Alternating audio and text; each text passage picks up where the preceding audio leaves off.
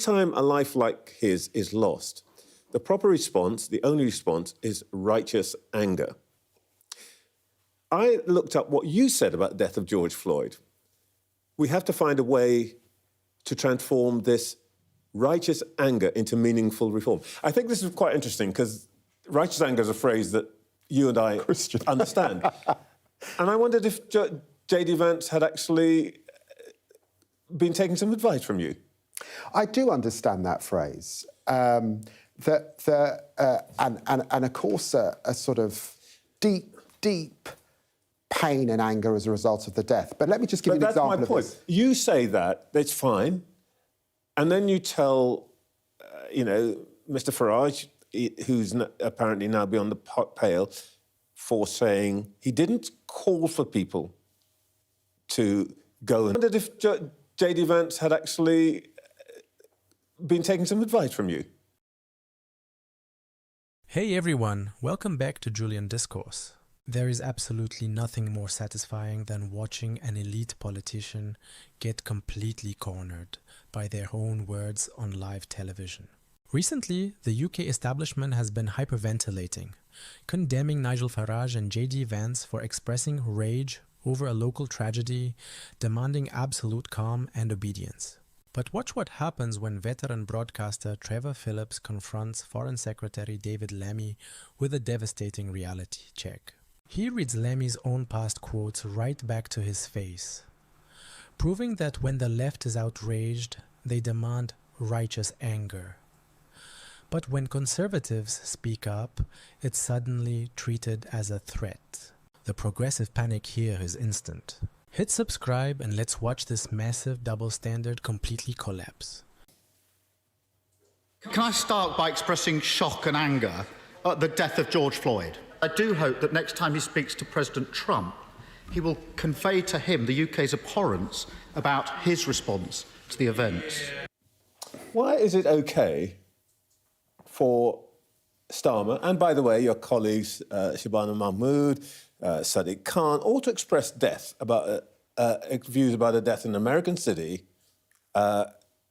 even before the trial took place, by the way, whilst J.D. Vance, you gets ticked off by you for commenting on a very similar tragedy here in the UK?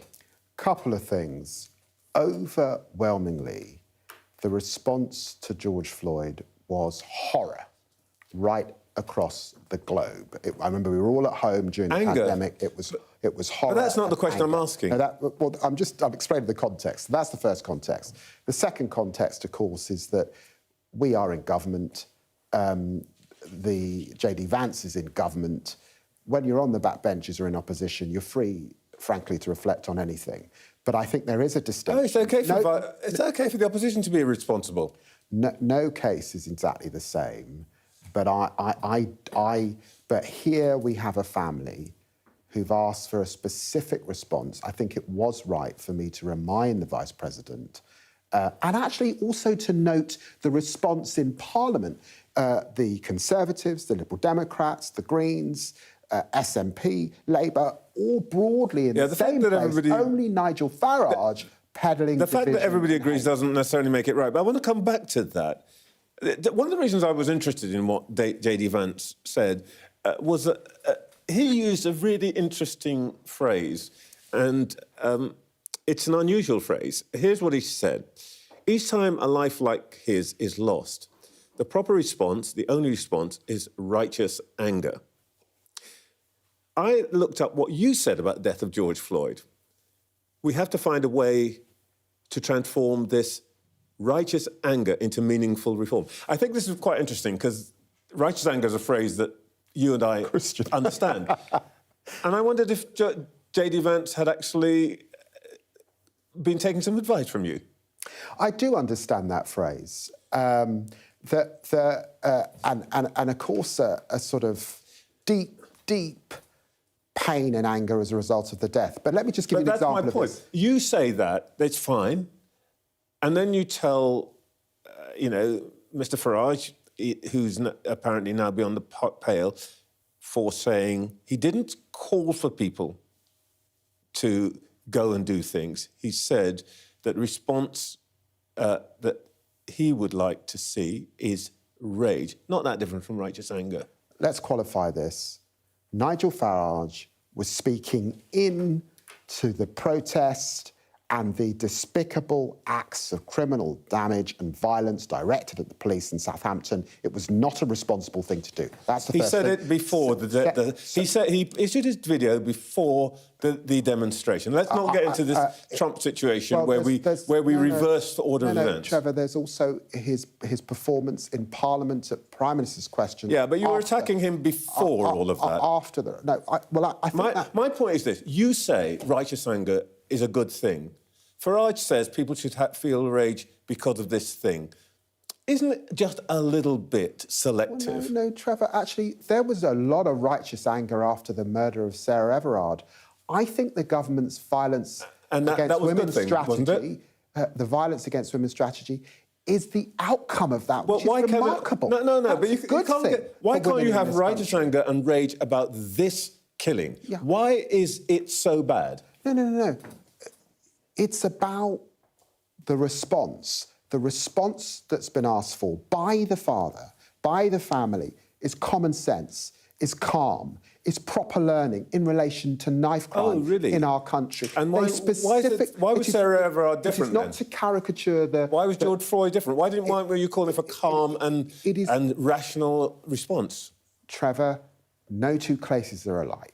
I do want to assert that. No two cases are alike, and I think you know that. No, but this is a serious point. I can show you a dozen quotes. I can show you a quote from, I've got it, Shabana Mahmood. Anger. Sadiq Khan. Fury. You guys seem to be ready to be furious with one set of things, but not on another. No, let me push back hard. Of course I'm angry, upset, deeply troubled that this young man has lost his life as a human being. That's got nothing to do with the colour of his skin. He died horrendously. Well, then don't tell other people they shouldn't feel rage. No. Don't tell other people they shouldn't feel rage if you do, which I think, by the way, is the right response. Yeah, of course it is, but then the responsible thing is the action that flows from that. That's what happened after the murder of Sarah Everard. That's what can happen here. That's why the inquiry is taking place. It is not to ask people to take to the streets, to damage, to go after the police. Nobody's done that. That is not responsible. Who told people to go on the streets and damage? Look, name names. If you're going to make that accusation, make the accusation. As I've just said, there was a big distinction in Parliament last week against both the Conservatives, Liberal Democrats and the Labour Party, and the way that Nigel Farage and Reform sought to pursue this. There is no weapon the political establishment loves more than a manufactured double standard. When David Lammy tried to explain why his demands for righteous anger were perfectly fine, while Nigel Farage's use of the word rage was somehow a dangerous threat, he exposed the exact two-tier system that has fractured public trust. To understand this arrogance, look at the timeline. In the summer of 2020, following the death of George Floyd, Britain saw massive, destructive protests where statues were torn down. How did the establishment respond? Keir Starmer took a knee, and Lammy demanded this righteous anger be respected. Fast forward to the summer of 2024. Following the horrific stabbings in Southport, working-class anger erupted over imported crime. Because the establishment didn't like the cause, their reaction was an iron fist.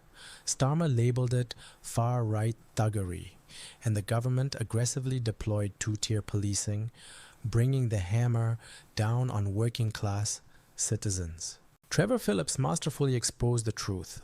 The left only has a problem with political rage when it challenges their narrative. If you are angry about a progressive cause, it's righteous anger. If you are a working-class citizen angry about your community's safety, you are a threat who must be silenced. We must absolutely reject this authoritarian double standard. Thanks for watching Julian Discourse. Hit that subscribe button, and I'll see you next time.